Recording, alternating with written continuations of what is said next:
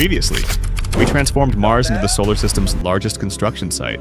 We deployed a self-replicating army of robots that turned the toxic red dust into solar panels, steel, and oxygen.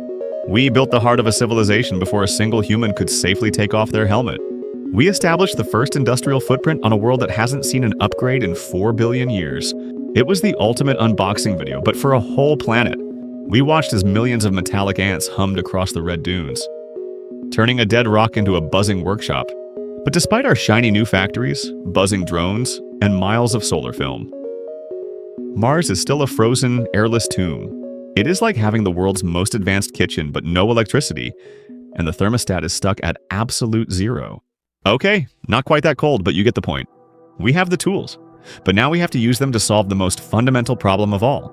We have to make Mars sweat. But here's the catch: Mars is incredibly stubborn about staying frozen. Welcome to Challenge 2 large-scale environmental control. Right now, Mars is trapped in a vicious cycle that would make a climate scientist weep because the atmosphere is so thin. It has almost no thermal inertia. It can't hold on to heat any better than a screen door can hold onto a breeze. On Earth, our atmosphere acts like a thick, cozy duvet that keeps us warm at night. On Mars, that duvet has been shredded down to a single, thin tissue paper. Because it is so cold, most of the air we desperately need, like carbon dioxide and water vapor, is frozen solid in the polar caps or buried deep in the dirt like a forgotten treasure. If we add a little heat, the ice melts and releases gas. But as soon as the sun goes down, that heat vanishes into the void of space, and the gas turns back into frost. To break this cycle, we need to raise the temperature and the pressure at the same time, and we need to do it fast. Our goal is to hit the Armstrong limit and then push past it until liquid water can sit on the surface without boiling away. But how do you warm up a planet that is 50 million miles away from its only heater? One popular idea, option A, is to literally nuke the poles. It sounds like something a supervillain would suggest over a glass of expensive wine while petting a white cat. The theory is that the heat from thousands of nuclear explosions would vaporize the ice caps instantly, releasing a massive cloud of CO2 into the sky. It is the ultimate quick fix, a brute force approach to planetary surgery. But the science is messy. NASA's latest data suggests there simply isn't enough CO2 locked in the ice to create a thick enough greenhouse effect to be self-sustaining. You would use up all our nukes, melt a bunch of ice, and then crash. The dust kicked up by the blast would block out the sun for years, instead of a tropical paradise. You would get a radioactive nuclear winter that would make the planet even colder than when we started. It is a spectacular way to fail.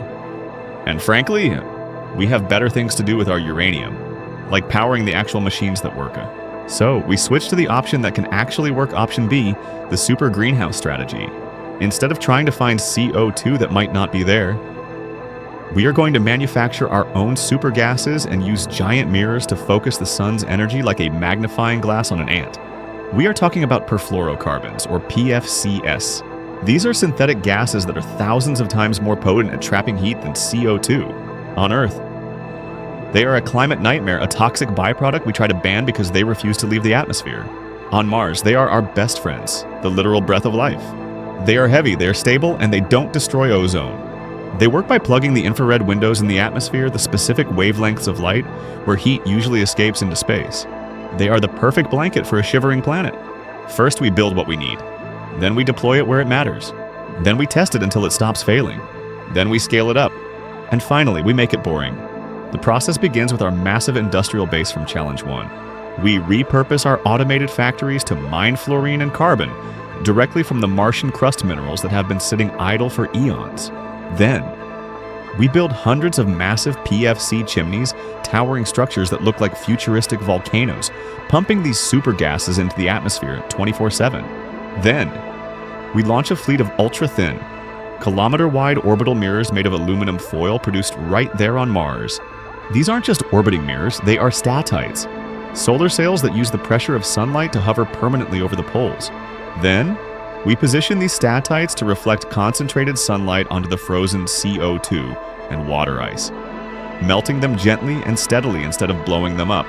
Then, we deploy automated soot bombers drones that spread dark, carbon-rich dust over the bright white ice caps.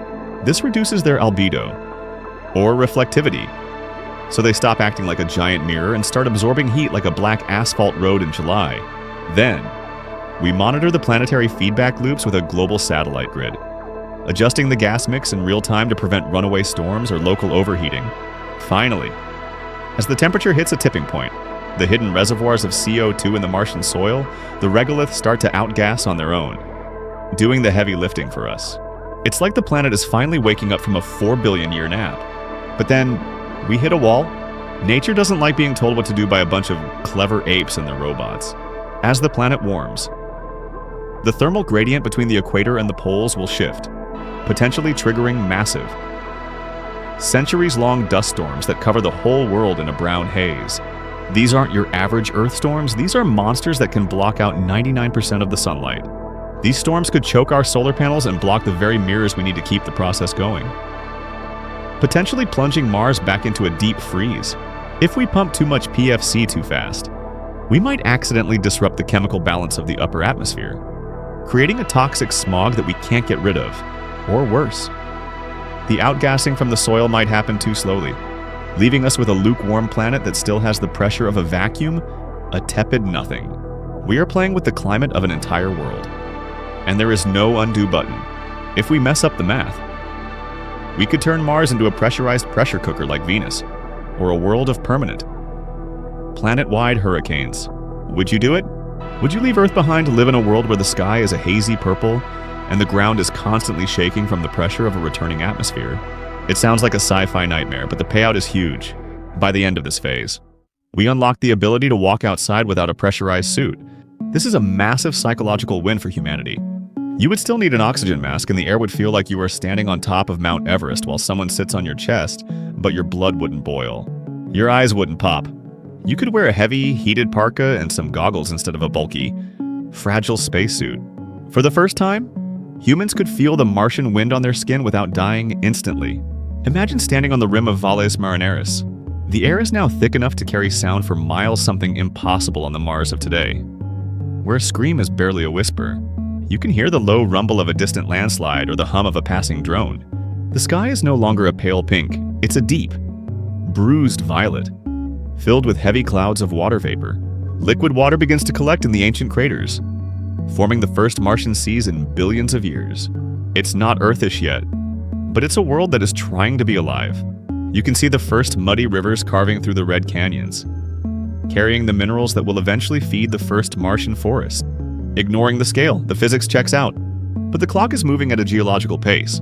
In the near term, the next 50 to 100 years, we will see the first significant temperature spikes at the poles and the ice caps beginning to retreat, exposing the dark ground beneath. This is medium confidence because it depends on how much fluorine we can find in the Martian rocks. In the midterm 200 to 500 years, the pressure could rise from 6 millibars to over 100. Enough for liquid water to start pooling in the lowest valleys. This is low to medium confidence because the Martian soil's ability to soak up gas like a giant sponge is still a bit of a mystery. By the long term, 1,000 years or more, Mars could have a stable, thick atmosphere that stays warm on its own, maintained by a small, automated fleet of PFC factories. We have cracked the code of the Martian climate. We have the heat, we have the pressure, and for the first time in 4 billion years, there is rain on the red planet. We have unlocked a world where liquid water can flow, where the sky is thick, and where the despair dashboard is finally showing some green. We have turned a cold desert into a warm swamp. It is a monumental achievement, a testament to what we can do when we stop fighting each other and start fighting the laws of physics. But we still can't breathe. The air is a thick, toxic soup of 95% CO2 that would kill a human in 3 minutes. We have a world that is wet and warm, but it is still a planet-sized gas chamber. The stage is set, the water is flowing, and the clouds are forming, but the air is still a lie. We have a world ready for life, but no life ready for the world. How do we turn this poison paradise into a garden? How do we build a sky that doesn't just hold heat, but holds the very thing our lungs crave? To find out how we build a sky you can actually breathe, you will have to wait for the next part of our simulation.